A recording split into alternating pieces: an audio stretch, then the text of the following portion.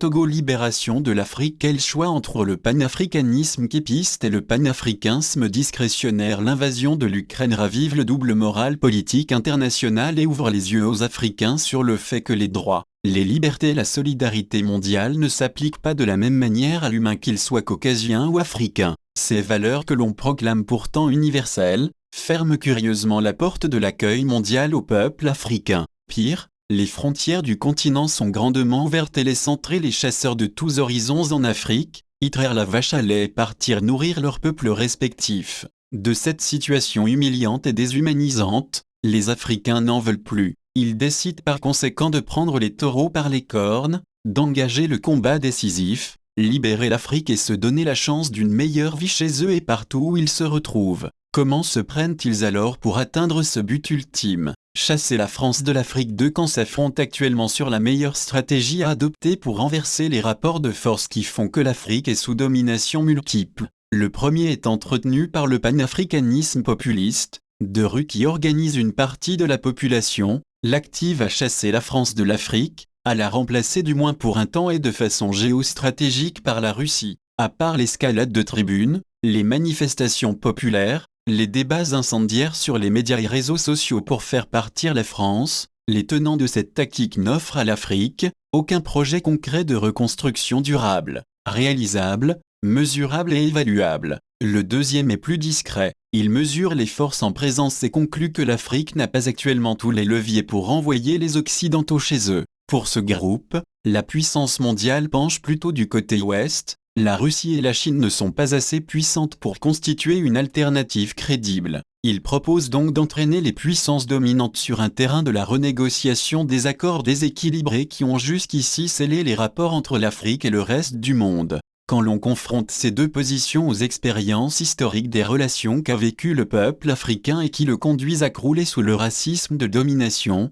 d'exploitation et d'exclusion, il faut craindre le pire pour l'Afrique. En effet, une situation semblable s'est produite durant les luttes des indépendances avec d'un côté, le bloc de Monrovia qui ne voyait pas la nécessité d'une fédération africaine forte et de l'autre, le bloc de Casablanca qui voulait la création de l'État fédéral africain ici et maintenant. Les deux blocs n'ont pas réussi à trouver un accord et l'Afrique n'est jamais devenue réellement indépendante. Aujourd'hui, elle est plus laminée que jamais et sucée jusqu'à l'os. Il urge donc de prévenir une rechute historique. Pour ce faire, le groupe des panafricanistes képistes et le groupe des panafricanistes discrétionnaires doivent rapidement trouver un consensus d'action. Nous ne quitterons pas l'Afrique. L'histoire, le présent et la sagesse sont les meilleurs médiateurs qui portent la voix des deux camps à trouver la voie la plus indiquée. L'histoire enseigne que ce sont la recherche d'espace, de ressources humaines et naturelles qui ont conduit les Arabo-Berbères et les Occidentaux à envahir l'Afrique. Dès lors,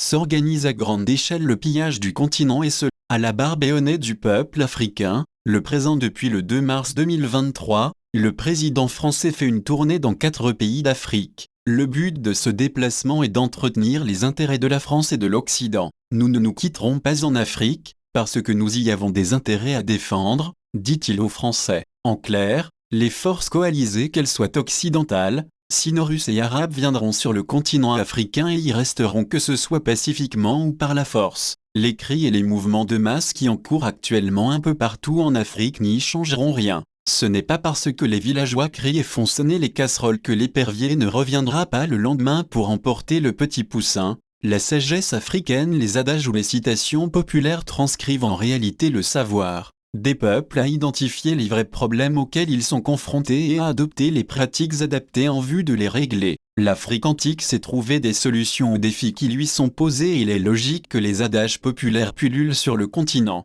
L'un d'eux qui est justement tiré de la connaissance et de la pratique du peuple aimé africain du Togo enseigne, quand l'on ne sait pas courir, il faut savoir se cacher. Les conditions à remplir pour libérer et la reconstruire l'Afrique. Les axes pour libérer et la reconstruire l'Afrique doivent être tracés dans un vaste champ de réflexion et d'action et ce travail est une affaire de tous les Africains. Néanmoins, certaines conditions fondamentales doivent nécessairement être remplies. Elles tiennent compte du passé, du présent, de même que de la connaissance et des pratiques endogènes du peuple africain. Les exigences pour libérer et la refonder l'Afrique sont les suivantes. Le capital humain, elle est l'exigence première, la fondation et concerne le leadership, la gouvernance et la formation. Le leadership actuel d'une part épidermique dans ses réactions, et d'autre part sous-sein se refait complètement, devient un leadership africain et sait défendre les intérêts de l'Afrique. Le système de gouvernance est inadapté. L'élite et le peuple vont à un système de gouvernance authentique, adoptent des textes constitutionnels et de vivre ensemble qui sont adaptés et tirés du parcours historique de l'Afrique. Partout sur le continent, les peuples organisent une assise nationale de refondation, dialoguent, adoptent un système politique fédéral consensuel et soutiennent la création de l'État fédéral d'Afrique. Les Africains sont très mal formés, même excellents dans les grandes écoles, les diplômés sont incapables de formaliser leur savoir, de les adapter aux réalités africaines et de contribuer véritablement au développement de l'Afrique. Pour pallier ce manquement, la formation africaine se tourne vers la pratique. Les étudiants africains prennent d'assaut les grandes universités occidentales comme l'ont fait les Chinois. La diaspora est un vivier de connaissances, de savoir et de savoir-faire. Elle rentre et met ses compétences au profit de la refondation de l'Afrique. La sécurité est le ventre mou de l'Afrique. Un peuple qui confie sa sécurité aux autres est vaincu à l'avance. L'Afrique a un handicap historique,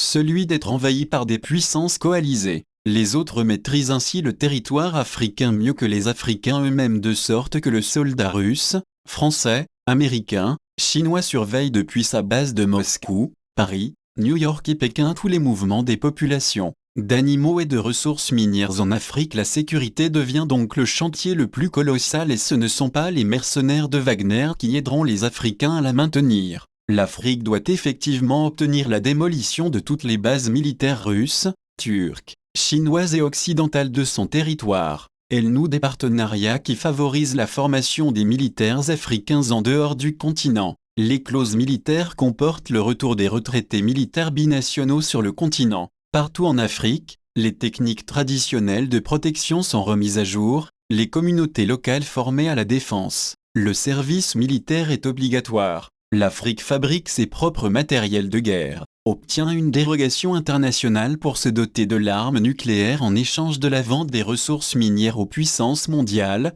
L'agriculture nourrit suffisamment le peuple africain. Un peuple qui a faim est un peuple qui manque d'énergie pour donner le meilleur de lui-même. L'Afrique met ses terres en valeur, transforme ses produits sur place, nourrit sa population, exporte et fixe les prix de ses produits d'exportation. Elle n'attend pas les machines agricoles modernes d'ailleurs, elle les fabrique sur place. L'économie est délabrée et les dettes contractées sont une aberration. Le continent regorge de richissimes femmes et hommes. Les petites commerçantes africaines enterrent des fortunes dans leurs maisons. La diaspora africaine est immensément riche. Des milliards d'or mais ne font pas de petits. L'Afrique négocie toute cette manne financière, renforce son économie, paie ses dettes, reprend le contrôle de ses ressources minières, transforme ses matières premières sur place. Les accords de coopération sont complètement à revoir. Ici, il faut être extrêmement stratégique. L'Afrique canalise l'énergie populaire, négocie tous les accords de partenariat en sa faveur. Ne gaspille pas l'élan populaire dans des manifestations utopistes de réclamation par exemple du départ des Occidentaux. L'Afrique doit envahir les institutions internationales. Les Africains ne font pas l'erreur de boycotter les institutions internationales ou se prennent des décisions qui les concernent aussi. Au contraire, ils y participent en masse et pèsent sur les débats. Le continent obtient un droit de veto aux Nations Unies et fait en sorte que la communauté internationale adopte au Conseil de sécurité le principe d'un continent. Une voit les grands bouleversements actuels symbolisés par la pandémie à coronavirus.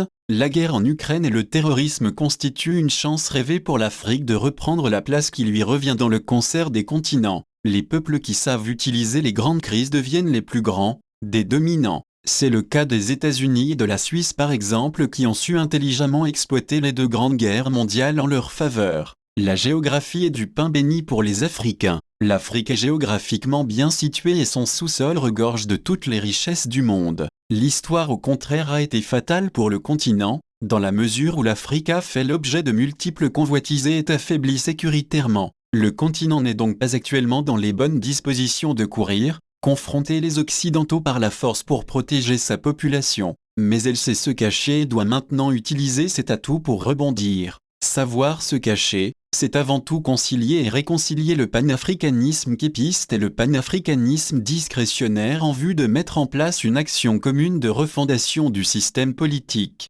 d'érection d'un leadership alternatif crédible, mobilisation intelligente de la masse, l'imposition d'un rapport de force, la renégociation des accords, du retour de la diaspora, la formation, la production, la consommation, la fixation des prix des produits, l'imprégnation des institutions internationales, la sécurisation de l'Afrique et la conquête de la primauté mondiale. En toute chose, les Africains doivent garder à l'esprit que s'agissant de la défense des intérêts, tous les États n'ont pas d'état d'âme. Ce Osagieux Fotogoata un martial, guerrier, de cris de guerre et de bombements de torse qui laisse le choix au peuple africain de décider des termes des accords de partenariat.